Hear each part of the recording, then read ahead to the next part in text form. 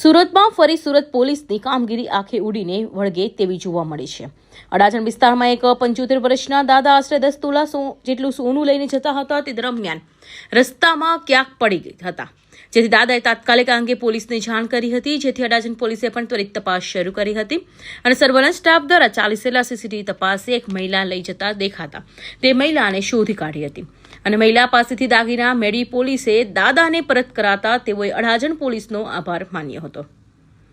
2/1/2026 રોજ ગંગેશ્વર મહાદેવ અડાજણ પોલીસ ચોકી અમારા ઘરેથી અમારા વેવાઈનું 9 તોલા સોનું પાકીટ પડી ગયેલું પાલ વિસ્તારની અંદર, તો અમે અડાજણ પોલીસ ચોકી આવી જોગરાણા સાહેબ પીઆઈ સાહેબને અમે વિનંતી કરી અને અરજી લેખિત આપી।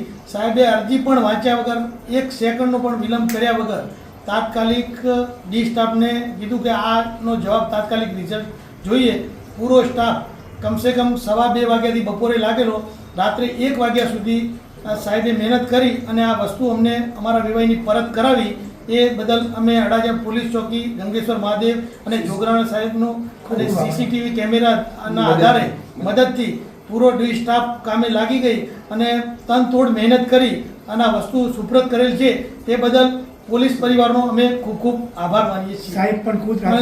સાહેબ પણ રાત્રે 1 વાગે ત્યાં પૂરા સ્ટાફ સાથે, લેડીઝ પોલીસ બી સાથે આવી અને આ વસ્તુ લઈ અને રાત્રે સુપ્રત કરેલ છે। એ બદલ જોગરાણા સાહેબનો પણ ખૂબ ખૂબ આભાર, ધન્યવાદ। અને આવી જ રીતે પોલીસનું કામ બહુ સરસ રીતે થયું, એ બદલ અમે ચારે બાજુ પોલીસની વાહ થઈ અને અમે અભિનંદનને પાત્ર ગણીએ છીએ।